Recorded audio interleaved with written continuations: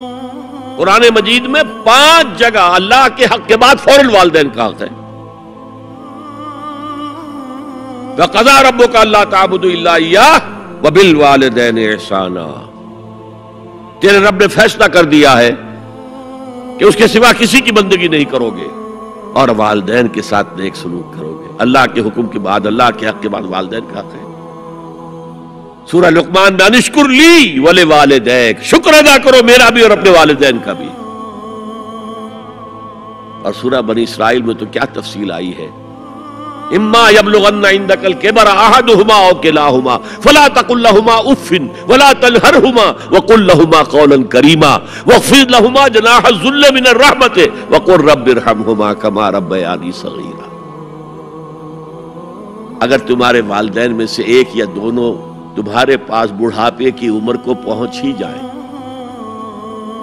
انہیں کبھی اف تک نہ کہنا، دل نہ توڑنا ان کا، چھاتی چوڑی کر کے بات نہ کرنا، ان سے کندھے جھکا کر بات کرنا، ادب سے گفتگو کرنا.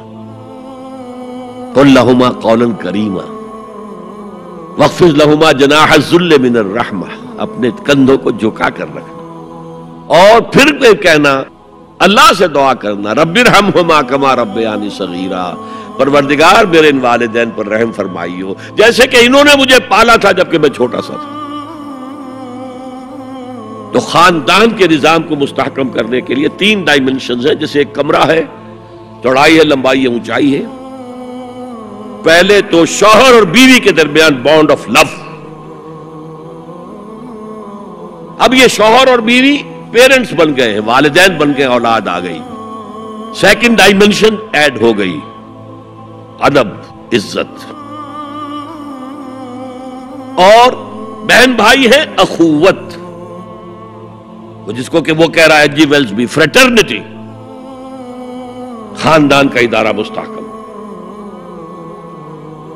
یہاں ایک نقطہ اور بیان کر دوں. لیگل لیول پر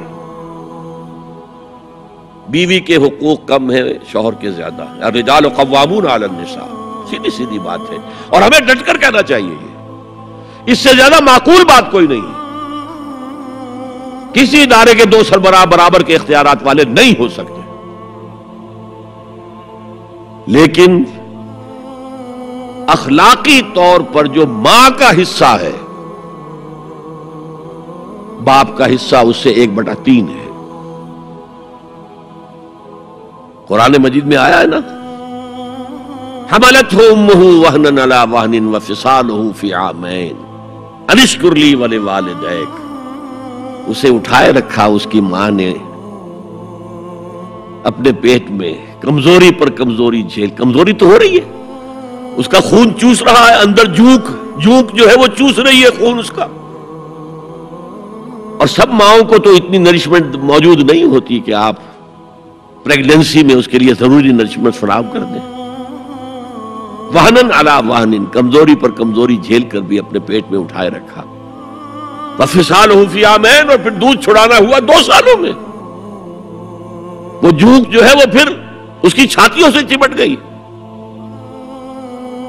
لہذا اس کا حق 3 گنا زیادہ ہے باپ سے. ایک صحابی حضور سے پوچھتے ہیں، حضور میرے حسن سلوک کا اولین مستحق کون ہے؟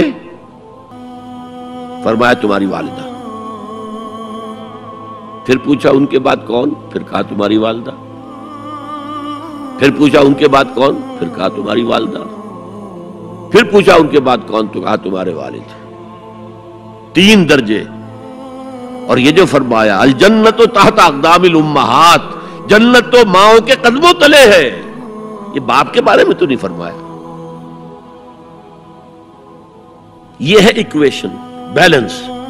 اسلام قسط کی بات کرتا ہے، انصاف کی بات نہیں کرتا. انصاف تو یہ کہ آدھی روٹی ادھر دے دو، آدھی ادھر دے دو. انصاف ہے، یہ اچھی چیز ہے. یہ قسط یہ ہے کہ بوجھ اٹھانا ہے تو جو زیادہ قوی ہے اس کو زیادہ بوجھ دو اٹھائے، اور جو کمزور ہے اسے کم بوجھ دو. یہ قسط ہے. تو اسلام نے عورتوں پر ذمہ داریاں کم رکھی، ان کے اختیارات کم رکھے، لیکن اولاد پر حق ماں کا 3 درجے فائق رکھنا۔